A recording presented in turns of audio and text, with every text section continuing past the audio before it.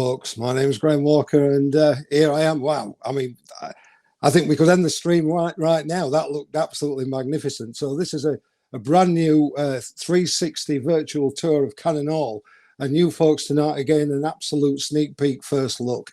We're not actually putting the link live yet for about another week or two, but and there's been no publicity on this, so you are literally the first people in the world to see it. But there will be a big fanfare in a couple of weeks' time. We'll tell you a bit more about that. So what I wanted to do tonight was to give you a quick look at this fantastic tour. And I've got somebody really special I'm going to bring into the stream in a few minutes to tell us all about it. And that's Melissa, who is the curator, and she's going to be taking us around just some of the rooms tonight, looking at some of the fine arts and decorative fine arts. We could literally spend hours on this, and we will make this link available so that you can all explore this fantastic museum venue, Cannon Hall Museum, at your leisure. But again, this is not just for now. Tonight, we just wanted to give you a quick sneak peek. What I want to do before I bring Melissa in is actually to show you around and show you how this thing works. So if you just bear with me, I'll just try and swap over to another screen. And here you can see what we call the Dollhouse View. Now, this is Cannon Hall like it's never been seen before. Quite incredible how we've actually taken pictures of every room. So all the art gallery, the ceramics, we're also looking at the glass art gallery as well. And then we've got all these kind of staterooms that you see down there. And also some of my favourite rooms, which I remember as a kid visiting, actually, which are the servants' quarters, which is where we'll take you into. In fact, look, I'm going to take you straight in. So if I click on here, look at this. So I'm sure a lot of you will remember actually being down here when you were a kid, looking at the old Arga. And what's great about this is that you can literally go up and have a look up real close at it all. I'll take you over here and down into the back kitchen area where we got all the mangles.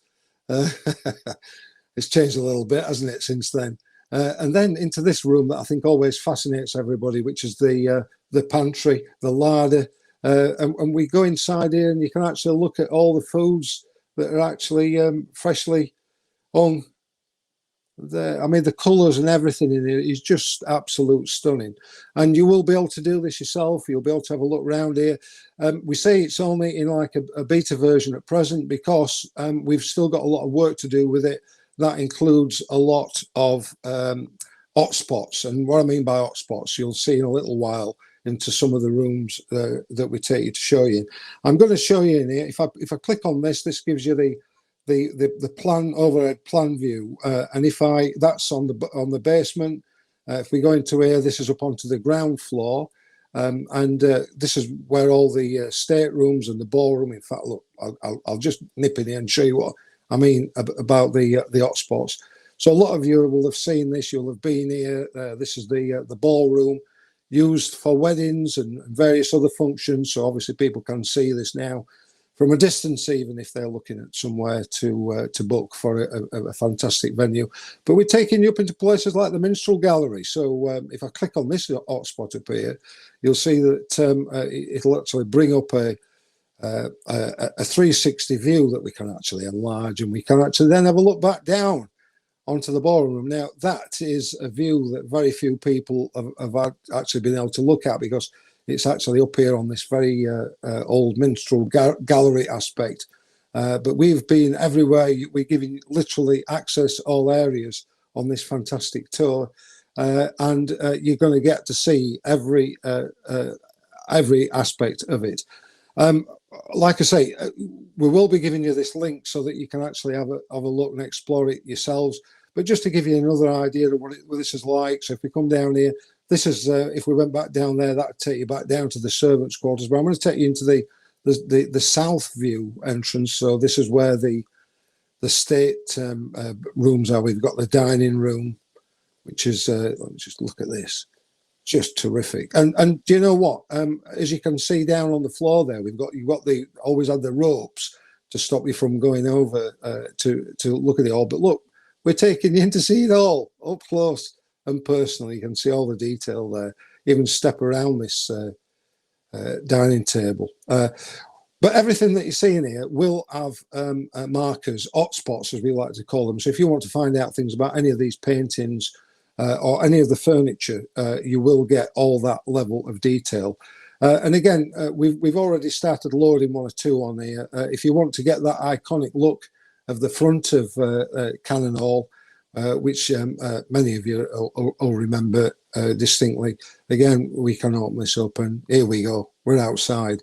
And then looking at the wonderful parklands where many of us have had hours and hours of picnic fun and family fun, it's just terrific. Oh, and I must, if we get time tonight, I'll also show you, we've been onto the roof and we've actually mapped that also for some really spectacular views of that section of Cannon Hall. So, like I say, lots and lots of places and rooms to explore. I'm just going to take you down and show you something that caught my eye when we were down here. We went into the library, and obviously we stepped over the rope and went right down here. And I looked down here and I thought, is that a monkey? Is that a baboon or something? And there's actually a great story behind that as well. But, you know, more of this detail will come out in the hotspot activity that we'll be doing to show you around later. But what we are going to be doing today, we're going to be taking you around some of the actual rooms where we've got decorative features.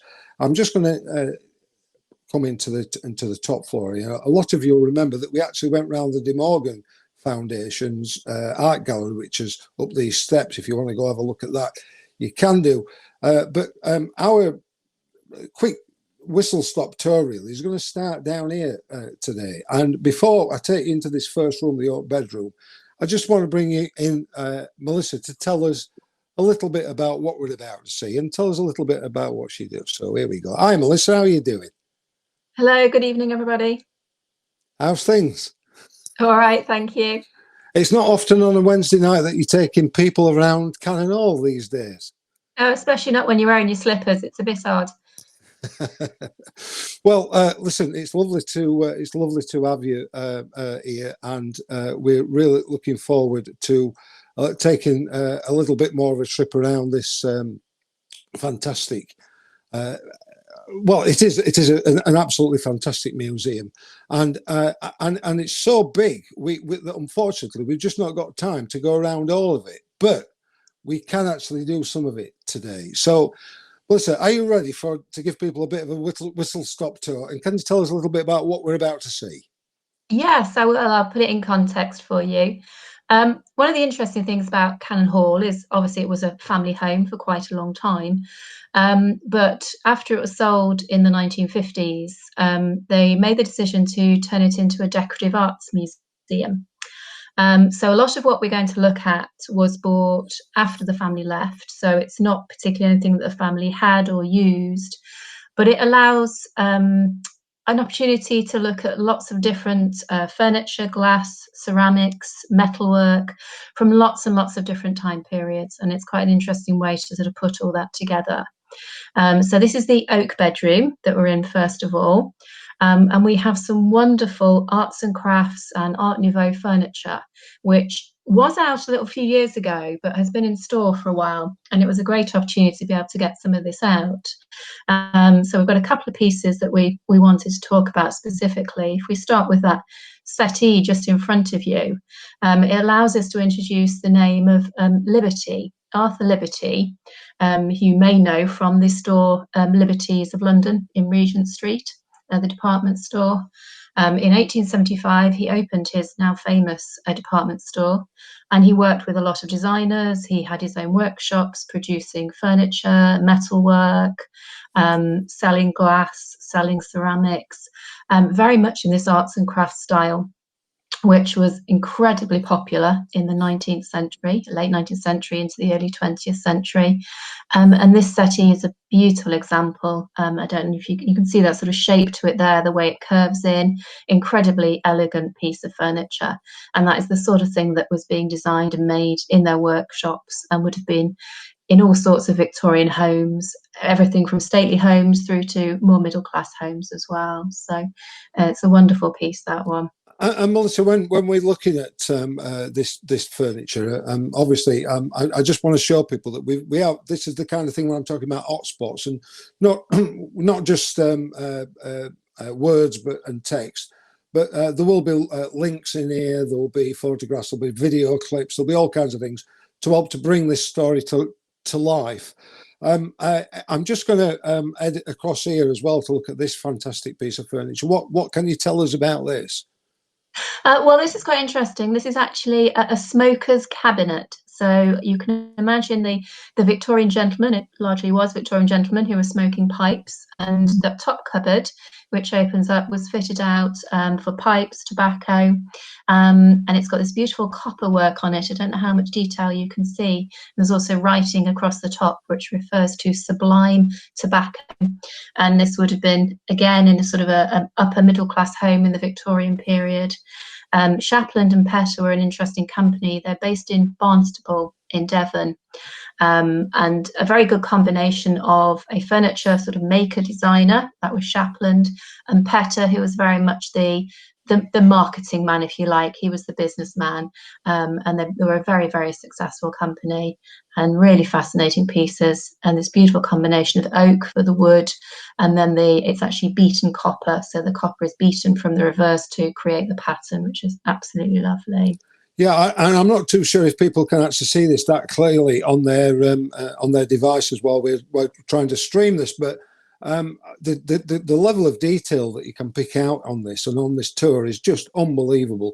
So I do, well, I would say to everybody, you know, when you get the chance, and we will be making it public, you'll see it on all the Barnes and Museum's websites. When we do that, you must come and actually explore around here yourselves, because it is just terrific. I want to just mention as well, just while I'm doing that, I'll just show a little bit more around this room, that this is a free exhibition.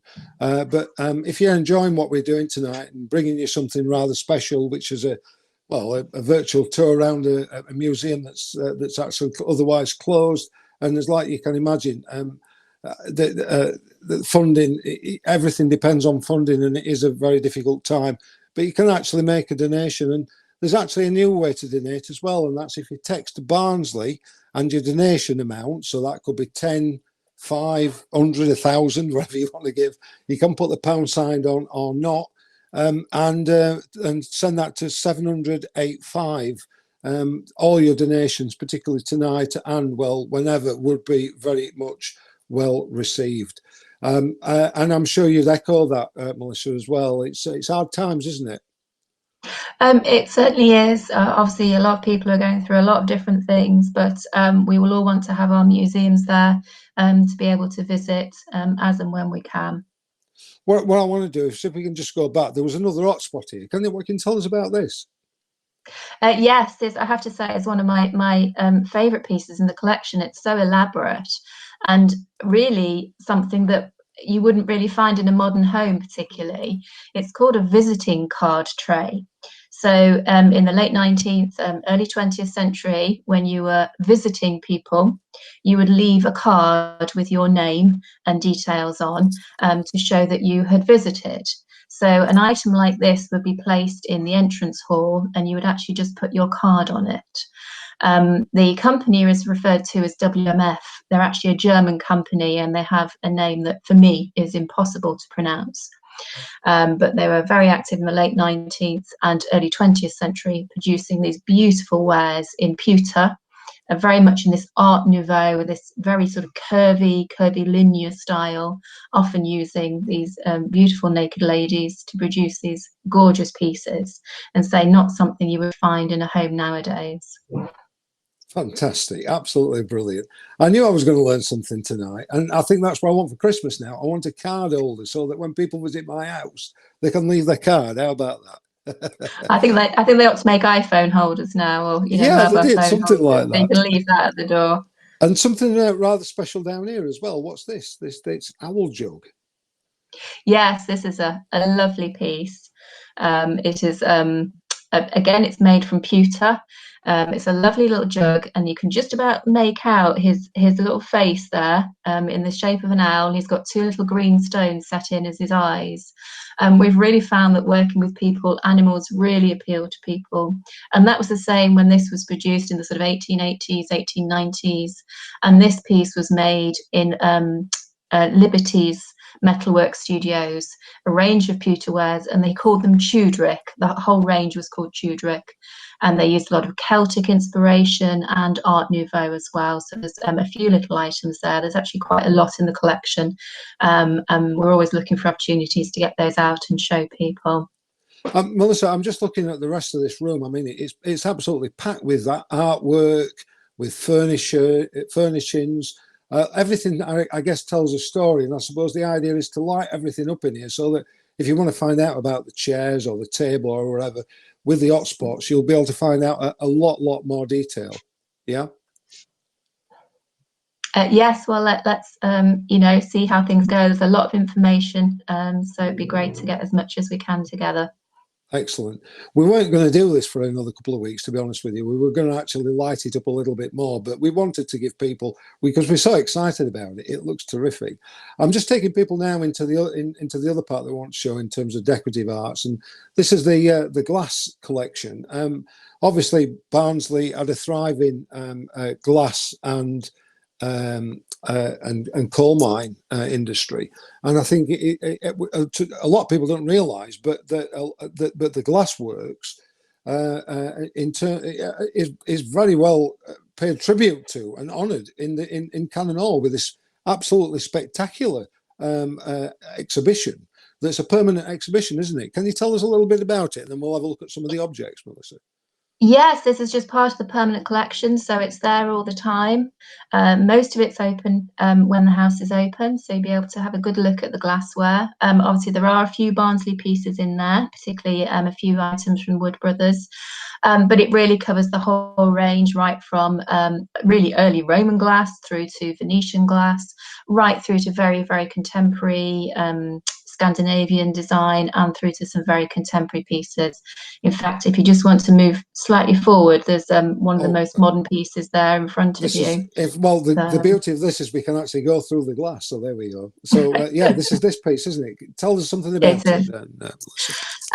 This is a very modern piece. It was produced in 2009 by two people, Gillies Jones, Stephen Gillies and Kate Jones. They are Yorkshire based, up in North Yorkshire. And it's just the most beautiful bowl, and beautifully decorated, as you can see, with that very linear design to it. And it's called an aesculus bowl. And aesculus is the seed from the horse chestnut. Most of us know it as a conker, so perhaps we'll just have to call it the conker bowl. But it just beautifully represents that shape, and I just think it's a really stunning piece. Wow, it really does, doesn't it? And I think if I turn around here as well, there's another one that I noticed that we've got an hotspot already on, and there's something kind of really unique about this. Now, I'm not kind of sure whether or not you'll be able to see it, because you will want on your own screens. But in the middle of there's a figure of somebody floating in the middle of it. What's the story?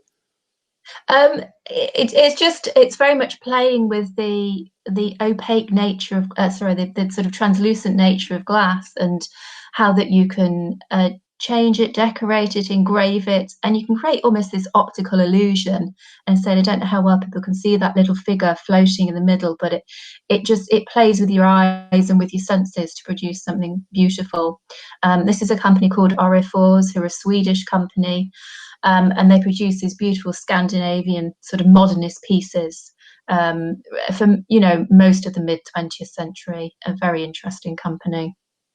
It is, and to be honest with you, there's a lot of interesting pieces here. I'm just going to go over to this piece as well, because this is just looks stunning as well. People might be able to see that quite a bit more. But a vase there made back in, you tell me about it. Yes, it's a piece made in about the 1930s, made by somebody called Lalique, which I suspect people may have heard that name, particularly if they like things like the Antiques Roadshow. Lalique is one of the most famous French makers, up there with Gallet as well. and he produced these beautiful pieces. This is very, very inspired by sort of a combination of Art Nouveau and Art Deco, beautifully put together. And Lalique glass is still considered to be incredibly important these days. And to be honest with you, the actual 360 tour itself does a lot of justice to some of this artwork, as we can see there. It looks beautiful. But I think adding the hotspots and it adds another dimension. And one of the things that we're going to be doing, and I'm going to show everybody that a bit later, actually, when we go downstairs into the ceramics exhibition, is that we're actually looking at 3D objects that you'll be able to technically take off the shelf and spin round and look at the markings underneath and almost handle the piece. I mean, the technology at play here, Melissa, is quite stunning, isn't it? Yes, it's amazing what we can do these days, and it's great to be able to see these objects. Obviously, we need to keep them safe, and it's difficult to be able to let people see the front and the back and the underneath. So to be able to do that in this sort of, digital way is a really exciting way of doing it. And as you can see, there's a lot of signage up here as well that will take you around, which would be normally open to the for public anyway, public consumption. And then in here we've got all these extra cabinets in here. And to be honest with you, when you were telling me about some of the things that's in here, apart from the absolute splendour and the look, the beauty of it all, it's almost like there's a bit of a joke shop going off as well. Now I say joke shop because tell me about things like this up here. Tell me about this. Tell what I'm looking at here. This is, I have to say, one of my favourite little pieces in the collection. So this is Georgian, probably around sort of 1780s, 1790s. And at first glance, it looks like a very exquisite wine glass. It's quite petite. You would have a small amount of wine in there. And manufacturers like making wine glasses. You could engrave them like you can see here with these beautiful flowers, and you can cut the stems and create really lovely objects. But this one's got a little hidden secret, and I don't know if you can see, but in the middle of each flower there's actually a hole cut through the glass. So if you try drinking from that, actually the wine will just spill everywhere. And this really sums up the sense of humour in the Georgian period. Amazing, amazing. And then if we go over to the other side, we noticed that you've got something which seems a bit implausible, but you've got some glass walking sticks. Yes, I know it seems an odd concept, doesn't it, to have something that practical made out of glass. I suspect they were rarely used to support anybody. They're very much decorative items. People got quite superstitious about them. Often if you went into somebody else's house, you would touch a glass walking stick as a sort of a sign of luck. This one we've picked here specifically it's hollow, clear glass, and then it's full of little glass beads creating all those colours that you can see. And it is probably very much a myth, but the idea was that the little beads would distract you from doing something bad. And things like this often get associated with witchcraft, but it's sort of a long way round to get to that end of the story.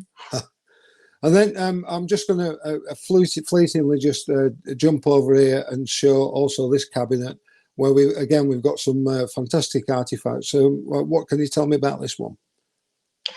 Well, this one's quite interesting because it's quite an unusual way of producing glass. I mean, initially when you look at it, it doesn't look like glass, it looks more like metalwork. And what it is it's actually 2 layers of glass. And then you have this sort of almost like a molten metal poured between the layers. So you get this sort of metallic finish to it. And this was actually a process that was patented in 1849. And this ware was shown at the Great Exhibition in 1851 and was a bit of a hit as a new sort of technology. It's sometimes known as mercury glass or silver glass, and it's very much a sort of interesting innovation in glass. Amazing, amazing. So as you can see, folks, this is going to be a terrific tour when we get it fully finished with all the hotspots in, and you're going to find out a lot of information. Unfortunately, Melissa's not going to be with you in this regard to take you around every opportunity. But we are going to have some video content, and we are going to have some audio and various other bits in here. So in one sense, I suppose, Melissa, you are always going to be around. I'll do my best. I'll try and clone myself and be wherever I can. Right, so I'm going to take people down here now, and like I said, thanks for joining us tonight, folks, by the way, and giving your time to be with us. We're going to finish up tonight by just having a quick look around the ceramics exhibition. But before I do that, again, I just want to remind you that please, that there are opportunities to donate. There's a little video here with Ian Mcmillan, and I'm actually going to play that, and he can tug on your heartstrings as well, if you wouldn't mind, and jumping in and donating a few pennies for us. Here's what Ian had to say. Hello everybody, Ian Mcmillan here, still in lockdown, still in need of a haircut. I'm a proud member of the Barnsley Museums and Heritage Trust, and like everybody else, I've been so impressed by the amazing work they've done during this crisis. Those online jigsaws have stumped me, but my wife can do them very easily. What's happened though is because the museums aren't open, the amount of donations we're getting has really fallen off a cliff. We're not getting any donations in because nobody's visiting to put money in the box. So what I'm asking is, if you've enjoyed our online content, if you love the museums as much as I do, then could you please just give us a little donation, whatever you can afford, and that'll ensure that our work carries on as the crisis carries on, and it carries on beyond the crisis to the new normal, where museums will be as vital as ever, if not more so.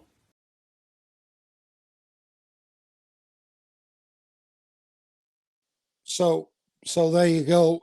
That's Ian Mcmillan, one of my fellow trustees from Barnsley Museums Heritage Trust.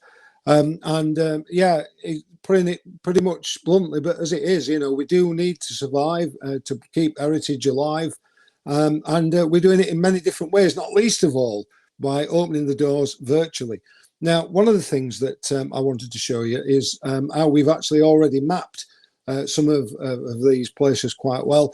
And in fact, if you go on here, or you will be able to when we give everybody the link, you'll be able to click onto this. And then what this will do is actually take you, quite magically, into the actual ceramics section itself.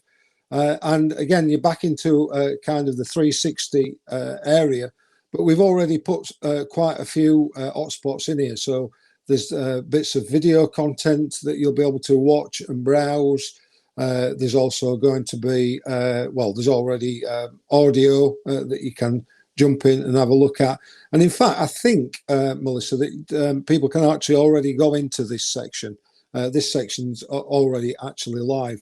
And we've added new hotspots to it as well. So aside from some of the favourites, like this dragon vase that we've been looking at in the past, and also this fantastic penguin, one or two new things, Melissa, I'd just like you to tell us about them as well. So one of them is this. What can you tell us about this? Well, it's quite a perplexing piece, actually. We always refer to it as a vessel because you're never quite sure whether to call it a jug or, quite how to describe it. And it is designed by somebody called Christopher Dresser, who was very prominent in the Victorian period as a designer. He worked in ceramics, metalwork, glass, all sorts of different things, and he produced designs for a huge number of different companies, and he was very much what we think of as a modern designer. And despite the fact he's developing these styles in the Victorian period, they look incredibly modern to us. Some people say that this is based on a Peruvian vessel, a very sort of traditional vessel. Other people say it's based on a sea urchin, so you can just take your pick on it and what you feel that it reminds you of. But it's a fascinating piece. Fantastic. One of my favourites is this fabulous dragon down here, and also there's this wonderful plate.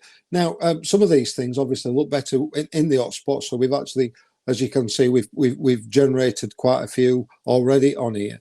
But once we actually go into here, this is something that I was very keen to want to show everybody, and I'll just try and get the screen as large as I can for this. So one of the things that we're doing that's quite revolutionary is, if you see on here, we click on this hotspot, and when it loads, it actually loads as a 3D model. So we can actually turn it around and have a look and browse around it. And actually what's really cool is when you actually turn this into full screen. So what I'm saying is, with the artifacts, what we're hoping to do is to bring this type of technology to you, so that you can actually have a look at things in all their great detail. And if you're a student who's studying things finely, then you can even look at all the markings on there. But any age group, I think, or any hobbyist or collector would absolutely love to get their hands on this kind of technology. So we are going to be bringing all this kind of technology to you and much more. For now, though, we've got the normal hotspots, and this is a lovely one. I just love how that this has got, like, it looks like it's an onion face or something. What's happening here, Melissa? Well, I think an onion face is a very good description. However, we've always referred to him as a monk. I don't know if you can see, he's just got that little bit of hair round where the top has been shaved to produce this sort of tonsured finish. And I love his very grumpy face. This jug was made by the Martin brothers, who were 4 siblings who established a pottery together, and they each had sort of a different specialism within the pottery. But Robert Wallace Martin, he modelled some of these jugs, and people may have seen the most wonderful birds or toads. Huge sense of humour within their items, and I just think they are great fun, and all sorts of little details to look out for when you do get to come into Cannon Hall and look for some of these things. Do you know what? I think that's what I've noticed as much as anything else about the museum, that there is something for everybody, and there is a lot of fun here. You know, you can take your art serious, but, you know, everything's got a bit of humour built into it, and every cabinet seems to have some as well, which I love. I absolutely love. But talking about serious art and beautiful art, I mean, look at this ginger jar by William Marcroft, obviously a big name in ceramics. Tell us a little bit about this, will you, please, Melissa? This is a beautiful object. It only came into the museum a couple of years ago, and it only went out first time on display early this year.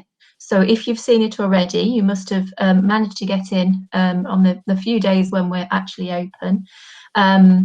People adore the Marcroft collections. We have tried to represent Marcroft within these new displays, right from William Marcroft through Walter Marcroft and through to the more contemporary pieces. This one's actually 1912, and it's a ginger jar, and it's actually silver mounted, and it's a beautiful piece. And this is William Marcroft working with Liberty, who we mentioned earlier, taking advantage of Liberty's metalwork workshops to produce pieces like this. And as we can see there, there's audio there, so you can look at the Marcroft ceramics that are in this cabinet and actually get an expert view of it as well. I'm just going to go into the corridor because we've obviously got quite a bit more. And again, it's not just about showing off the artifacts, but the people behind them, like Bernard Leach there as well, and telling his story. And then when we come down in here, what I really loved about this actually is that there are some fantastic display areas, and you were talking about people. Well, we mentioned William de Morgan, who, which is the far left there, who got connections with it with Cannon Hall, and then we've got Dalton in the middle, and then we've got the Marcroft there, and it brings it all into perspective. So this signage here, as well as the hotspots, is definitely worth a read, and it will further your educational knowledge of this fine art that we've got here in Cannon Hall in Barnsley, but also, you know, from an entertainment point of view, I can't think of a better night spent than actually coming here and actually having a look round all this. And there are video clips in here as well, things that we've pulled in from YouTube, including things like an interview that was done with Peter Lane, the potter behind this piece here. And I think, Melissa, you mentioned about artwork that had been created here in Barnsley, and that being a fine example. Yes, Val Barry was actually born in Barnsley, raised in Barnsley. She was initially going to train to be a nurse, and then she started to sort of divert into more creative industries, and then eventually became a potter, very successful in the 1970s and 1980s.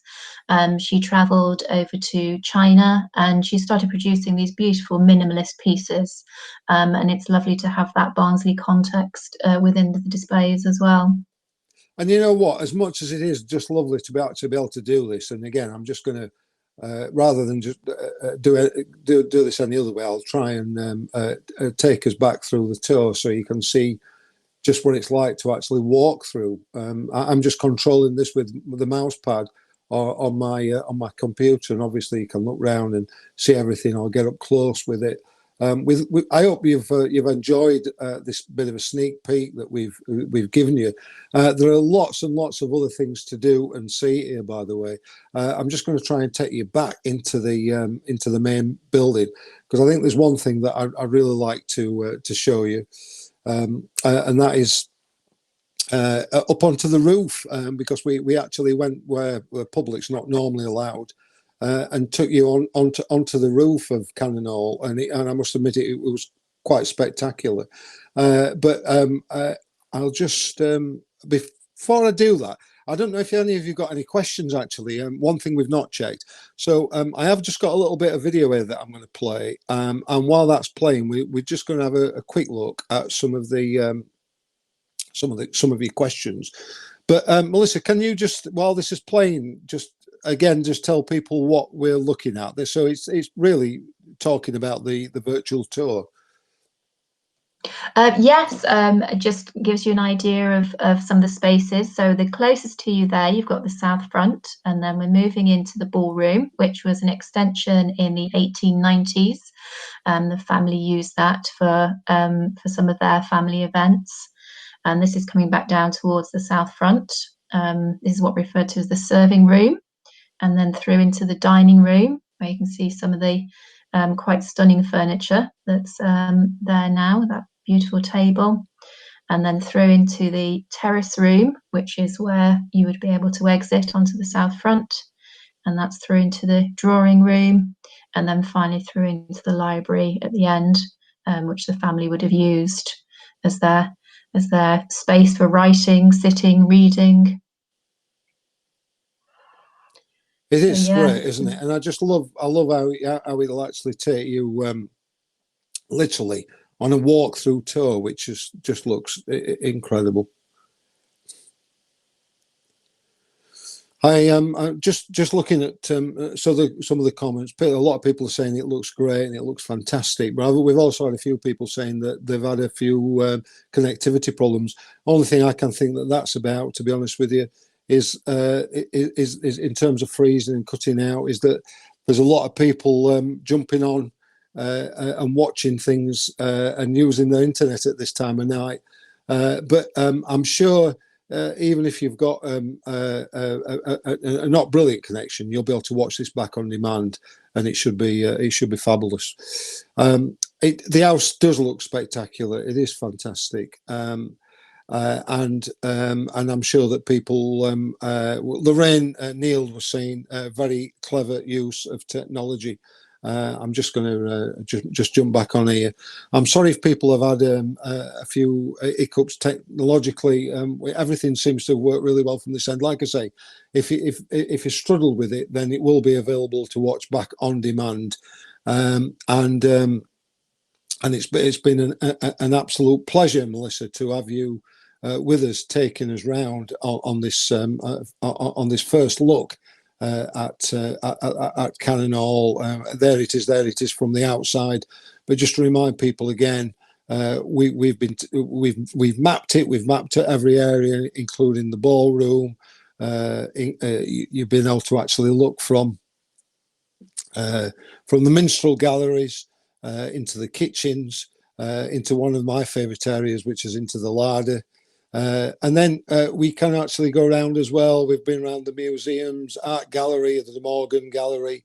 We've looked at the cracking ceramics, the glass works, there as well, which are just spectacular. And just to remind everybody that the link will be available so that everybody will be able to use this at their leisure and go around it and have a proper look in their own time. I think one of the issues that we might have had is up on the roof, but I have actually got a couple of pictures here. I think what we're going to do, I think we're going to probably just show you some imagery. But what we will do, we will take you up there in a couple of weeks' time when we do another big tour and show this all off. As like Ian Mcmillan was saying earlier as well, please give if you can. We'd love your support, and you can do that at bmht.org. Or there's a new way of giving now, and that is by using text Barnsley and your donation, the amount to 700.85. So lots of things to be able to engage, lots of ways that you can engage with us. Melissa, it's been absolute pleasure. Thank you ever so much for your time tonight. I'm sorry that we've only had 45 minutes to do this, and obviously some people have found the technology it's been a bit sticky for them, according to some of the comments I've seen on Facebook. I'm sorry about that, but at the end of the day, I think there's so much pressure being put on the internet, isn't there? I know that we've been trying to offload families tonight just to make sure that nobody else is jumping on board.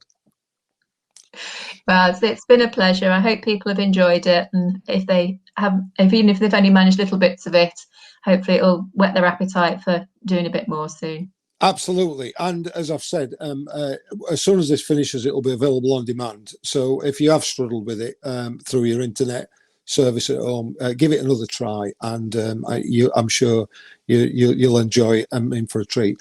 Melissa, thank you ever so much for your time. I'm just going to finish up by reminding everybody where we are, what we've been doing. We're saying live Cannon Hall Museum 360 virtual tour. We're not actually at Cannon Hall. We're actually making this happen from our own homes tonight. But it's been a pleasure to bring this to you. And I'm just going to sign off again by just showing you a little bit of the fantastic 360 virtual tour that will be available to everybody very, very soon. And we will just remind you again with those text numbers to make a donation if you can. Thank you ever so much for your time, folks.